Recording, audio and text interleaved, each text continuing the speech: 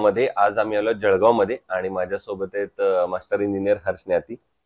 Master engineer अर्थात म्हणण्याचं कारण म्हणजे त्यांनी मास्टर्स केलेलं आहे आणि सगळ्यात महत्वाचं म्हणजे वेगवेगळ्या सिटीजमध्ये, मोठ्या सिटीज, मेट्रो सिटीजमध्ये त्यांनी इंडस्ट्रियल प्रोजेक्टमध्ये काम करून आता पुन्हा बॅक टू जळगाव आलेले आहेत. कारण आपण असं म्हणतो की ज्या भागातनं आपण येतो त्या भागासाठी आपण काहीतरी करावं.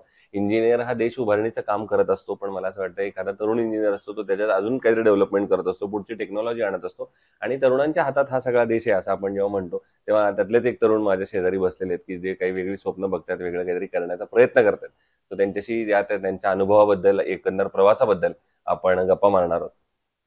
आपण थेट गप्पांना इथून सुरुवात करूया. ते म्हणजे पहिलाच प्रश्न की तो KG to PG वाला प्रवास कसा होता आणि सगळ्यात महत्वाचं म्हणजे सिव्हिल इंजिनिअरिंग हे फील्ड स्वतः निवडलं कारण तुमची सेकंड जनरेशन आहे. वडिलांचं नाव जळगावमध्ये फार मोठं आहे, अनेक लोक ओळखतात त्यांना. मग वडिलांचं काही प्रेशर होतं, तर कसं तुम्ही या फील्डमध्ये आलात? कसा होता तुमचा शैक्षणिक प्रवास? कसा होता?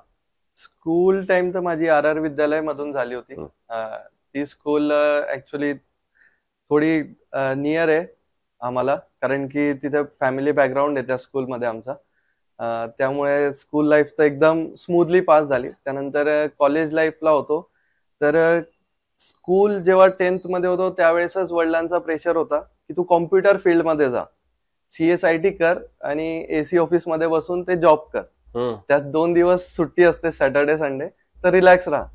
तर त्यांनी मला नेहमी ते एक उलट्या पद्धतीने प्रेशर केलं. पण ऍक्च्युली घराचा बॅकग्राऊंड बघितला तेव्हापासूनच फिक्स होता की सिव्हिल याच्यातच इंटरेस्ट आहे.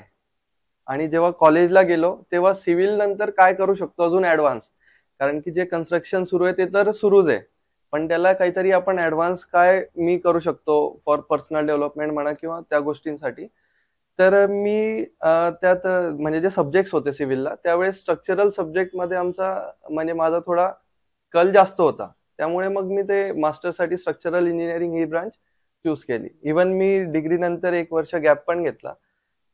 तेव्हा अजून एक्सप्लोर केलं, प्रॅक्टिस केली, सगळं केलं आणि त्यानंतर परत एक्झाम देऊन तेव्हा चांगला स्कोर आला. त्यावेळेस मग वेल्लोर इन्स्टिट्यूट ऑफ टेक्नॉलॉजी मध्ये मी ऍडमिशन घेतली MTech साठी. तर त्यानंतर मग 2.5 वर्ष दिल्ली होतो जॉबसाठी. तर हा सगळा प्रवास असा होता. पण मला एक त्याच्यात अशी गंमत वाटली की वडील जेव्हा म्हणत होते चांगलं ACPC वाला ऑफिस बघ, सॅटर्डे संडे वाला, आणि तरी तुम्हाला हा सगळं करायचा होता, फील्डवर काम करायचं, तुमची मनापासून इच्छा होती?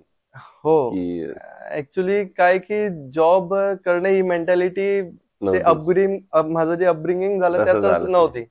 त्यामुळे ते जॉब करणं आणि 9 ते 5 किंवा 9 ते 6 ऑफिसमध्ये जाणं ते नव्हतंच. म्हणजे अगोदर पासून होतं की वडिलांना बघायचं तर रविवारी सुद्धा ते जातच होते, जिथे म्हणजे साईट आहे ते व्हिजिट्स असो किंवा अदर वर्क्स असो, तर तो सुट्टी घेणं हा प्रकार नव्हताच. त्यामुळे बरं, चलो मग आता या फील्ड मधल्याच प्रश्नांकडे येऊया. त्यातला पहिला प्रश्न आहे तो म्हणजे की या फील्डमध्ये अनस्किल्ड लेबर किंवा अकुशल कामगारांचं प्रमाण फार मोठं आहे. आता तुम्ही अहमदाबाद, दिल्लीमध्ये सुद्धा काम केले, आता पुन्हा जळगावमध्ये काम करताय. माझ्या मते तिथेही हाच प्रॉब्लेम कंटिन्यू असेल. पण अशा लोकांबरोबर काम करणं ही कितपत धोकादायक आहे, कितकी रिस्की आहे आणि तुम्ही कशी ती सिच्युएशन हँडल करता?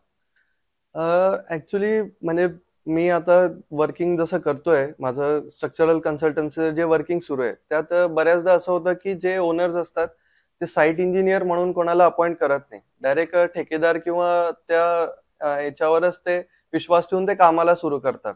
पण आता एक थोडं असं सुरू आहे की जसं आमचे इंजिनियर्सचे कॉन्फरन्स होतात, आम्हाला काही ट्रेनिंग दिल्या जातात, त्या पद्धतीने जे ठेकेदार आहेत, जे सिनियर मोस्ट ठेकेदार आहेत, त्यांनाही आपण टेक्निकल काही गोष्टींची ट्रेनिंग जर का दिली तर हा जो सगळा प्रकार आहे आपल्या याच्यात बऱ्याच गोष्टी मी आता बघतोय जळगावला सॉइल टेस्टिंग ही कन्सेप्टच नाहीये, सॉइल स्टार्टा ही कन्सेप्टच नाहीये. त्यामुळे बरेच घरं सेटल झालेले आहेत. काही घरं माझ्याकडे रिहॅबिलिटेशन साठी सुद्धा आलेले की याला काही स्ट्रेंथनिंग करू शकतो. पण जे घरं सेटलमेंटमुळे ज्यांच्यात जात आहे क्रॅक्स, त्यांना रिपेअरिंग हा प्रकारच नाहीये. जोपर्यंत सेटलमेंट थांबणार नाही तोपर्यंत आपण तिथे रिपेअरिंग करून काहीच उपयोग नाही. तर हा सगळा जो प्रकार आहे तो अनस्किल्ड लेवलमुळे आपल्याला फेस करायला भेटतोय. आणि प्लस कसं होतं की जेव्हा ओनर पण वारंवार मागे लागतात की आम्हाला कॉस्ट इफेक्टिव्ह पाहिजे, आमची किंमत कुठेतरी कमी करा, तर ते सगळं हा जो प्रकार आहे हा कुठेतरी थोडा अनप्रोफेशनल वाटतो. थोडं या सगळ्या टेक्निकॅलिटीवरती आता म्हणजे वर्क व्हायला पाहिजे जळगाव सिटीलाही. मेट्रो सिटीज मध्ये तर ते आता सुरू आहे. मग यातलाच लगेच दुसरा प्रश्न असा की जेव्हा आपण अनस्किल्ड लेबर बद्दल एकीकडे बोलतो, पण दुसरीकडे आपण असंही म्हणतो की या क्षेत्रामध्ये खूप बदल झालेले आहेत टेक्नॉलॉजिकली. तर आता टेक्नॉलॉजीची मदत तुम्हाला या सेक्टरमध्ये कशी होते, from software point of view, from machinery point of view? From software point of view तर आमचे बरेचसे जे मॅन्युअल कॅल्क्युलेशन्स आहे ते बरेचसे वाचतात. आम्हाला फक्त जे सॉफ्टवेअरने आलेले काही कॅल्क्युलेशन्स असतात त्यांना क्रॉस टॅली करावं लागतं. जसं ते कॉलम शेड्यूल असतो किंवा काही क्वांटिटी कॅल्क्युलेशन्स असतात. बरेच जण एस्टिमेट आमच्याकडून घेतात, तर ते कॅल्क्युलेशन्स आमचे वाचतात. पण जे मेन डिझाईन पार्ट आहे तो आम्ही मॅन्युअली प्रेफर करतो, कारण की मॅन्युअली काही चेक्स असतात जे सॉफ्टवेअरमध्ये इंटरनल प्रोसेस होत आहेत की नाही ते चेक करण्याचं आपल्याकडे काहीच साधन नाही आजच्या तारखेला. तर सॉफ्टवेअरने करतो, पण त्याला मॅन्युअल डिझाईनने चेक करूनच त्याला आम्ही पुढे हे करत असतो. बरोबर आहे. आणि दुसरा एक प्रश्न असा आहे की रेसिडेन्शियल मध्ये काम करताना बऱ्याचदा तो कस्टमर असं म्हणत असतो की आमचं बजेट थोडं कमी आहे आणि याच्यातच आता बसवून द्या. तुम्हाला तो पण अनुभव आता जळगावमध्ये आला असेल. तर अशा वेळेला हो, बजेट हो. आणि क्वालिटी या दोन्हीचा समतोल मग तुम्ही कसा साधता, बॅलन्स आउट कसं करता? ऍक्च्युली त्याचा बॅलन्स आउट करणं शक्य नाहीच आहे, कारण की जो स्टेटमेंट आहे स्वस्तात एकदम मस्त, हो, तो हो. स्टेटमेंटच चुकीचं चुकीचा आहे. आहे. दोन अपोजिट वर्ड्स आहेत ते. अपोजिट आहे ते एकदम. तर ते करणं शक्यच नाही, कारण की कोणी स्वतःच्या घरातून पैसे लावून दुसऱ्याचं घर बांधून देऊ शकत नाही. बरोबर. होय, ऑफकोर्स. म्हणजे एकदम स्ट्रेट फॉरवर्ड एकदम गोष्ट आहे एकदम ती. तर कुठे ना कुठे लोक त्याला क्वालिटीला कॉम्प्रोमाइज करतात किंवा जी डिझाईन आहे त्याला कॉम्प्रोमाइज करतात. पण जवळपास आम्ही ते स्लो पॉइझन म्हणू शकतो आपण, ते आम्ही क्लायंट्सला देत असतो की तुम्ही जे पैसे लावतायत त्याला तुम्ही व्यवस्थित लावा. ती बरोबर. एक आम्ही लाईनअप करून देऊ शकतो. तेवढं आम्ही करत असतो. ते आम्ही स्लोली त्यांना सांगत असतो, म्हणजे ते जोपर्यंत प्रोजेक्ट होत असतो तोपर्यंत ती गोष्ट कव्हर अप होऊन जाते. म्हणजे बरोबर. क्वालिटी कॉम्प्रोमाइज हा विषय त्याच्यात राहत नाही. राहत नाही. बरोबर. पुढचा प्रश्न आता वेगळा आहे, तो म्हणजे की तुम्ही पुन्हा, तो मी त्याचा उल्लेख करेन की तुम्ही काही मेट्रो सिटीज मध्ये काम करून आता पुन्हा जळगावमध्ये आल्या. वेल्लोरमध्ये तुम्ही शिक्षण घेतलं, त्यामुळे तुम्ही आणखीन एक सिटी बघितलेली आहे.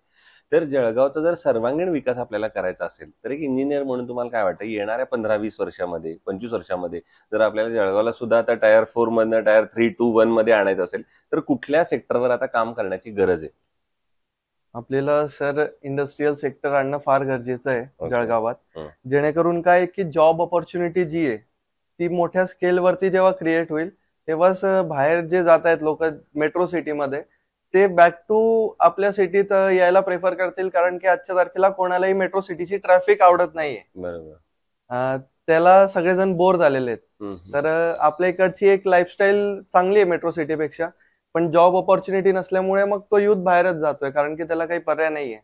बरोबर. त्यामुळे हे सगळ्यात महत्वाचं, इंडस्ट्रियल पार्ट त्यातला सगळ्यात महत्वाचा आहे. तर हो. पण मग सरकारनं काय पावलं उचलली पाहिजेत असं तुम्हाला वाटतं? तर चांगल्या इंडस्ट्रीज इथं आणायच्या असतील तर त्यांचं वेलकम करण्यासाठी सरकारनं काय कराव्या लागतील? आयडियाज, त्यातल्या काही आयडियाज आहेत का? सरकार तर ऍक्च्युली आता खूप प्रयत्न करते. हम्म. सरकार म्हणते की तुम्ही मेहनत करा आणि हो. त्यानेच तुम्ही कमवा, फुकट घेण्यापेक्षा. बरोबर आहे. तर त्यामुळेच एक ऑटोमॅटिकली जी जॉब ऑपॉर्च्युनिटी आणि इंडस्ट्रीयल सेक्टरला इतकं सपोर्ट आहे सध्या इन्फ्रामध्ये, की इन्फ्रामध्ये मी जे बघतोय की इतकं हेवी वर्किंग सुरू आहे. हम्म. ऑन गोईंग प्रोजेक्ट जे आहेत ते बरेचसे सुरू आहेत, त्याच्यामुळे होणार आहेत. म्हणजे येत्या काही दिवसात बऱ्याचशा जॉब ऑपॉर्च्युनिटीज जे ते राहतील Create 100%. त्या बात. आणि जळगाव मधली जी मुलं बाहेर जात होती ती जायची गरज नाही लागणार, त्यांना जळगावमध्येच इथंच काम चांगलं मिळेल. येस. बरोबर. दुसरं, कन्स्ट्रक्शन मध्ये जेव्हा तुम्ही स्टील निवडता किंवा हे विचार करता की हे स्टील वापरू आपण, तर त्याच्यातले काय पॅरामीटर्स बघता आणि मग ठरवता की हे स्टील चांगलं आहे, किंवा कुठल्याही चांगल्या स्टीलमध्ये हे फॅक्टर्स असले पाहिजेत? हो, आता त्यासाठी आम्ही जनरली काय करतो की जी मेजर आमची काही मल्टी स्टोरीज बिल्डिंगची साईट सुरू होते त्यासाठी आम्ही पहिले तर जे बार्सचे सॅम्पल आहे ना 1-1 मीटरचे, ते UTM साठी टेस्टिंग करायला पाठवतो गव्हर्नमेंट कॉलेजला. तिथून रिपोर्ट्स घेतो आणि जनरली ज्या कंपनीजचे रिपोर्ट्स बेटर असतात ती प्रेफर करतो. पण इन जनरल मी असं म्हणेल की आमचे जे पर्सनल साईट्स जे सुरू आहेत डेव्हलपर म्हणून, तिथेही आमचं आयकॉन स्टीलच मॅक्झिमम प्रेफर होत आहे 99%, कारण की अगोदरपासूनचा एक्सपिरियन्स आहे त्याचा. तर त्यामुळे आम्ही ते प्रेफर करतोय तिथे. Very good. So icon still तुम्ही वापरताच आहे आणि you are Yes, happy with the yes, service, yes, with yes, product yes. वगैरे. ठीक Yes. आहे. आणि आता अगदी शेवटचा प्रश्न ते म्हणजे तुमच्यासारखे जे आता यंग इंजिनियर्स या फील्डमध्ये येत आहेत, ज्यांना असं वाटतंय स्वतःहून की काहीतरी नवीन करूया आपण, काहीतरी बदल घडूया जे ट्रॅडिशनल चालू आहे त्याच्यापेक्षा, आणि जी आता व्हर्टिकल ग्रोथ होतीये त्याच्यात सुद्धा ते खूप कॉन्ट्रीब्युट करतात, तर त्या सगळ्यांना तुम्ही काय सल्ला द्याल या क्षेत्रात येण्यापूर्वी? म्हणजे मी ऍक्च्युली मी काय देऊ, मी स्वतः यंग आहे. नाही पण एक त्यामुळे काय म्हणतो टीप असते ना, तर टीप की म्हणजे एक बेसिक गोष्ट लक्षात ठेवा की तुम्हाला संडेलाही वर्किंग करावं लागेल. हा जर का तुमचं या बरोबर. खूप एक्सप्लोर करण्यासारखं खूप काही या फील्डमध्ये. होय होय. तर असे मेहनतीची जर तुमची तयारी असेल तर तुम्हाला या हो. फील्डमध्ये यायला हरकत नाही. हो. आणि तुम्ही ती मेहनत स्वतःहून निवडली आहे, हो सगळ्यात महत्वाचं, की दुसऱ्या कोणीतरी करण्यापेक्षा. हो क्या बात आहे. चला, सो हे होते इंजिनियर हर्ष न्याती आणि त्यांनी सांगितलं त्याप्रमाणे की जर तुमची मेहनतीची तयारी असेल तर या फील्डमध्ये या, कारण की हे प्रॅक्टिकल आहे, इन द सेन्स फील्डवर Practical तुम्हाला आहे. करायचं सगळं. त्यामुळे याच्यात कॉम्प्युटरवर बसून फक्त एकदाच डिझाईन करायचे, पण त्याच्यानंतर जे सगळं काम चालणार ते फील्डवर लेबर सोबत, कॉन्क्रीट, स्टील अशा सगळ्या याच्याबरोबर काम करायचे. त्यामुळे तुमच्याकडे चांगली मेहनतीची तयारी असेल तर या फील्डमध्ये या. आणि या फील्डमध्ये आता सांगितलं तसं प्रत्येक सिटीमध्ये अपॉर्च्युनिटी क्रिएट होतं. या फील्डची हीच खासियत आहे की त्याच्यासाठी तुम्हाला कुठल्या तरी मेट्रो सिटीमध्ये शिफ्ट नाही व्हावं लागत. तुम्हाला तुमच्या सिटीमध्ये सुद्धा चांगल्या अपॉर्च्युनिटी आहेत. पुन्हा एकदा तुमचे आभार की तुम्ही आलात आणि भविष्यात सुद्धा असेच तुमचे उत्तम उत्तम प्रोजेक्ट घडावेत. आयकॉनिक प्रोजेक्टची निर्मिती तुमच्या हातून व्हावी याच आयकॉन स्टील तर्फे मनपूर्वक शुभेच्छा. Thank you very much.